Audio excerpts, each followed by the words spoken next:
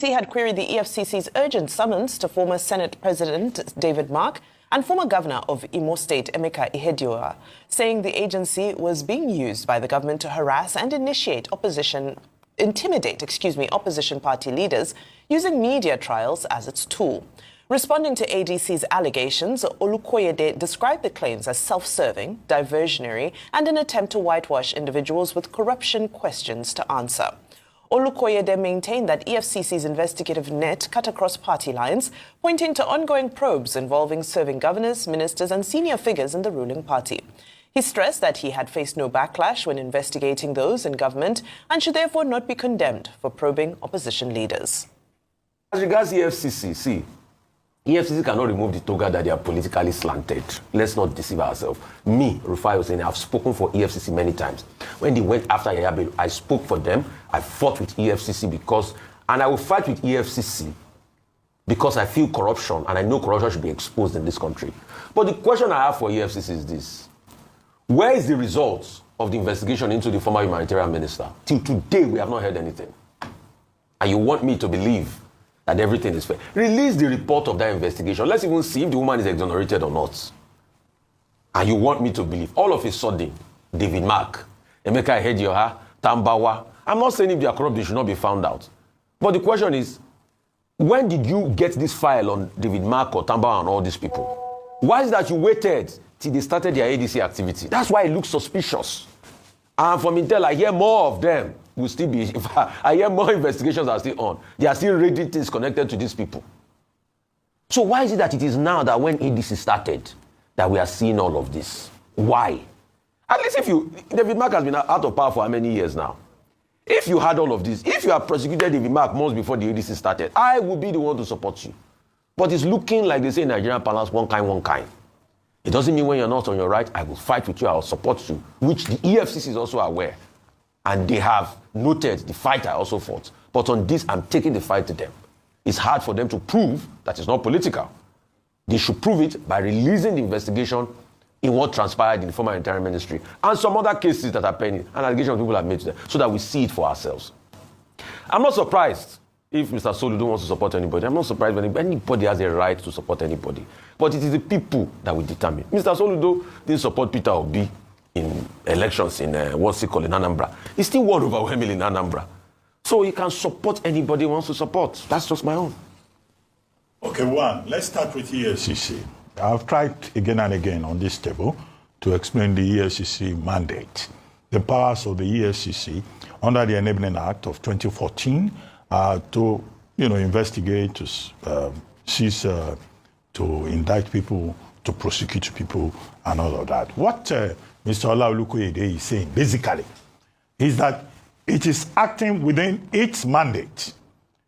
And everyone should just know the point that he made, that, look, EFCC is running a non-partisan mandate, which means that, whether you are in APC or you are in ADC or you are in SDP or in PDP, the agency has the powers under its Enabling Act to call anybody to question, to investigate, and to follow through on the basis of the findings of those investigations. Now, he also made a point that there is no statute of limitation on criminal charges. In other words, how do you differentiate between old cases and fresh cases? If a man was governor 10 years ago, 5 years ago, 8 years ago, and then the EFCC now is revisiting the case, the defense of the EFCC chairman is that, okay, maybe they've been carrying out investigations all these years. And when the investigation ripens, then they can still move against the person. However, the caveat to that, the other way to look at it, the footnote, to be specific, is that this is a political season. The timing. This is a time when people are moving from one wing of the political system to the other. Why should it be at that time that you now have high-profile persons like Senator Tambuwai and former Governor ihedioha, who are the ones being invited? And this is not new, in my view.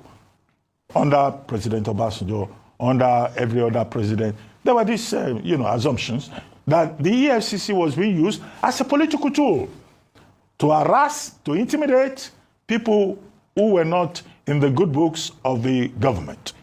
And in fact, it reaches height. This abuse of public institutions, either the ICPC or the EFCC, reaches height under the Muhammadu Buhari administration, which was a very vindictive,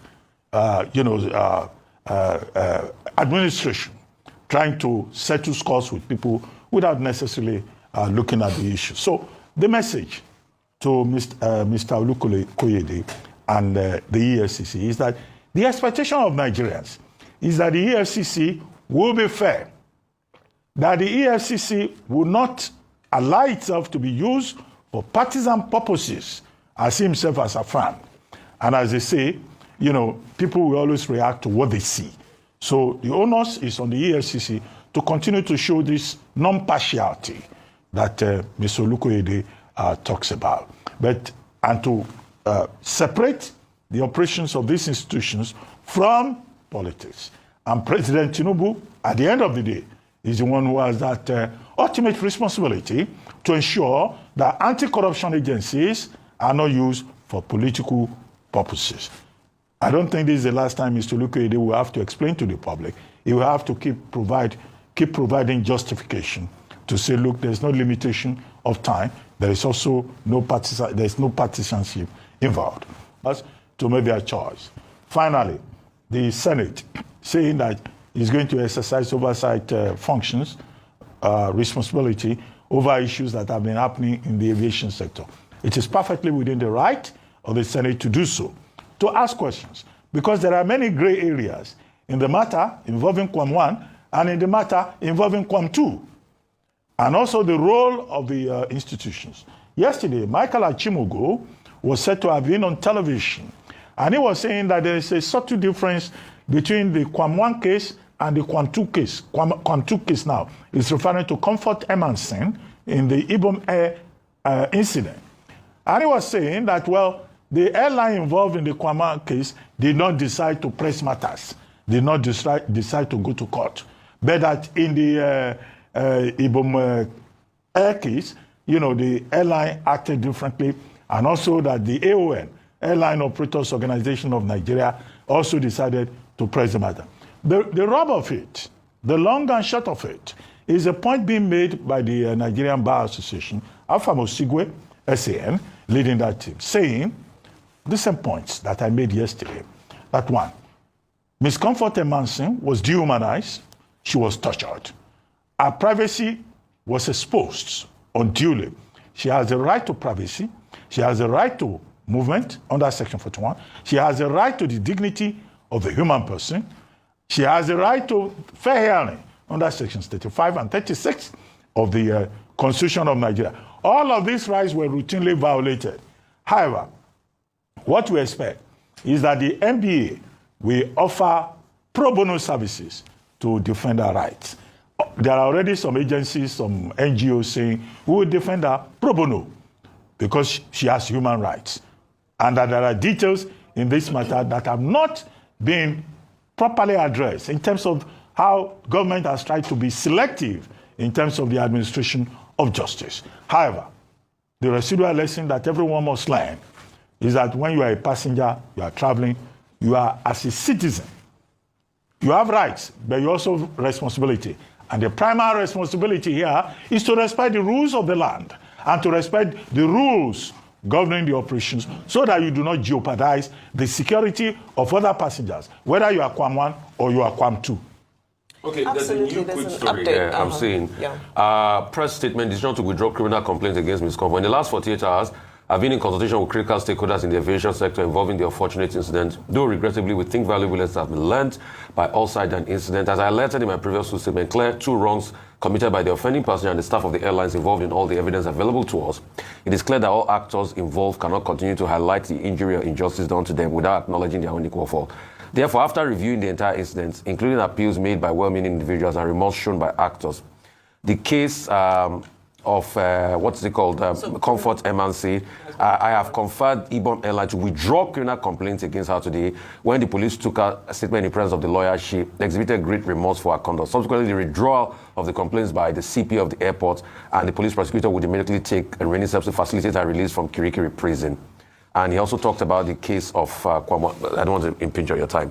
Okay, well, so just the highlights of that. So any criminal complaints against Ms. Comfort Emanson have now been withdrawn. This is as per the Minister of Aviation, Festus Keyamo, is breaking from our news desk. Additionally, as Rufai said, they will be facilitating for her release from Kirikiri as soon as possible, they say this week. Additionally, they have spoken to the airline operators of Nigeria to request that the life ban be rescinded. That communique, they say, will come out later. With regards to Kwamwan, his own punishment with regards to no flying has been reduced.